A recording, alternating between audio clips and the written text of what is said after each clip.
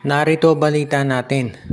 Ang Barangay Ginebra daw ay gustong makuha yung first round draft pick dito sa darating na PBA draft, yung number 1. Sa kasalukuyan, yung number 1 pick na yan ay nandito sa Terra Firma Jeep. At itong Terra Firma, ang balita nga, ay ibebenta dito sa Zamboanga Valientes. Pero mukhang hindi pa raw sigurado na maaaprubahan yung pagbenta dito sa Zamboanga. So hindi pa maliwanag kung nasa kaninong team ngayon yung number 1 pick. Pero maliwanag dito, itong Barangay Ginebra ay gustong makuha yan regardless kung sa Zamboanga o sa Terra Firma. Ang alam natin, itong Terra Firma ay nag-disband na. Pero kung hindi matutuloy yung pagbenta ng Zamboanga Valientes, hindi natin natitiyak ngayon kung kaninong team yung mapupunta yung pick na yan. Ang talaga sigurado lang dito, yan ay gustong ma-acquire ng Barangay Ginebra. Kung sakasakali man na magkaroon ng trade yan, hindi pa natin natitiyak. Pero kung maliwanag dito, ang Barangay Ginebra gustong kunin yan at willing silang magbigay ng top players. Posible na baka si Maverick Hamisi o kaya itong si Jeremiah Gray ang ite-trade ng Barangay Ginebra para makuha yan. Magdedepende kasi kung ano magiging takbo ditong negosasyon nila. Dahil syempre, alam natin na si Alfrancis Chuba very disappointed yan dito sa nangyari sa Barangay Ginebra na natalo sila kaagad-agad. At hindi na nga natin masasabi na sabi na natin very disappointing yung performance dahil hindi sila nag-champion ngayong season. Kaya sigurado na magkakaroon ng malaking pagbabago dito sa Barangay Ginebra. At yun nga pagkuha dito sa first round draft pick, yan ang magiging susi para ito'y maumpisahan na talaga. Kaya yan ang aabangan natin. Ang isa pa natin pwedeng abangan na itong San Miguel Beer na sa ngayon, maliwanag pa sa sikat ng araw na yan ay kukuha ng isang sentro na magagamit sa mga darating pang panahon.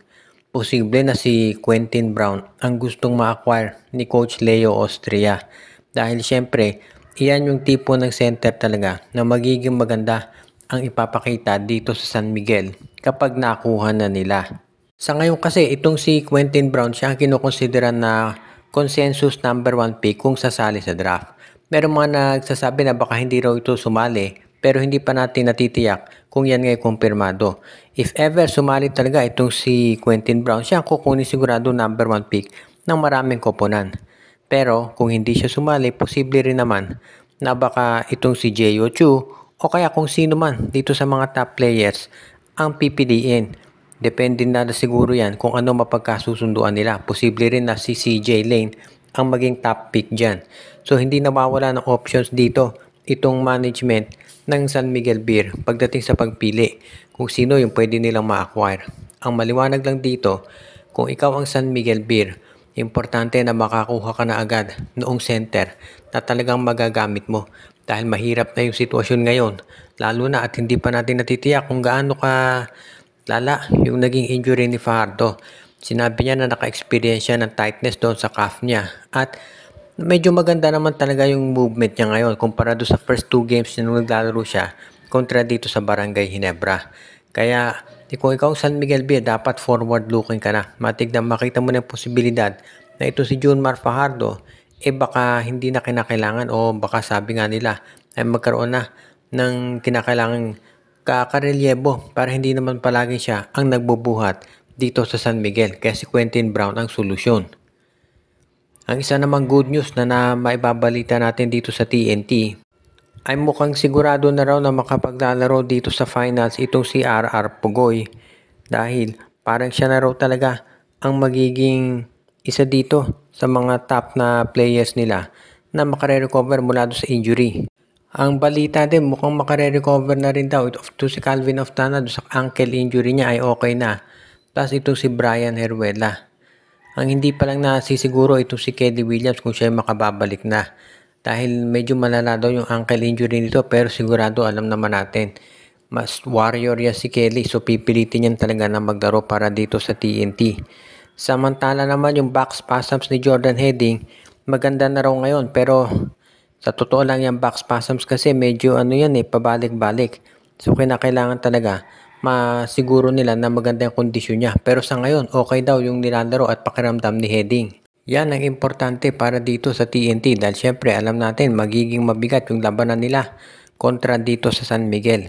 Kaya nga yung kondisyon nitong si Jordan Heading, si RR Pogoy, si Kelly Williams at yung iba pang mga players nitong Barangay Ginebra ay talagang kinakaarada nitong TNT Tropang Giga ay talagang kinakailangan nilang masiguro na ito'y maayos para naman maging maganda labanan. At kung ikaw si Coach Chot Reyes, gusto mong siguraduhin din na itong sila Jordan Heading at yung iba pang mga players nila ay magiging handa na para sa kung ano pa man ang mangyayari dito sa pagbabago ng kanilang roster. Kaya naman talagang kinakailangan nila na masiguro na itong at kung ikaw naman itong si Coach Chot Reyes talaga, alam mo na kinakailangan sigurado mong 100% ready na yung mga players mo dahil itong pagkakataong maka Grand Slam bihira lang yan dumating. Kaya sigurado na itong TNT paghahandaan talaga ito.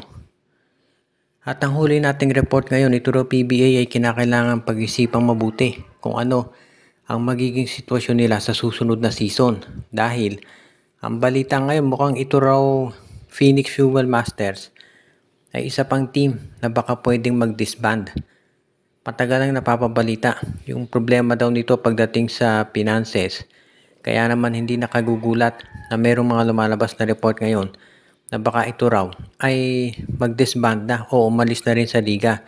Actually, meron ding report na baka yung Northport Batang Pier, ganyan din ang mangyari.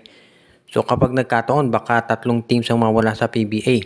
Itong Terra Firma, Phoenix at yung Northport. Kaya naman pag-iisipan dapat yan ni Commissioner Willie Marshall.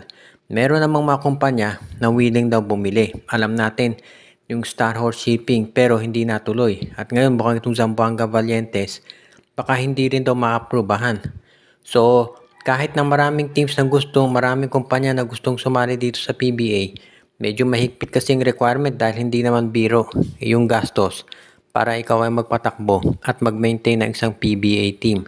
Kaya nga iyan ngayon ang kinukonsiderang mabuti ng PBA. Dahil syempre, mabigat yan kung mawawala ng 3 team sa liga.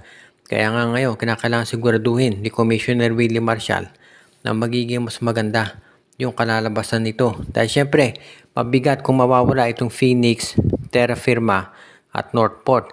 Actually, baka nga pati Blackwater mawala na rin. So maraming kinakailangan ngayon siguraduhin itong PBA para mapigilan yung tinatawag na alam na natin kapag nabawasan ng teams yan, mababawasan yung games. Pag nabawasan yung games, mababawasan din yung revenue ng PBA. Kaya very important ito para dito sa PBA na ipagpatuloy yung pananatili ng marami nilang koponan.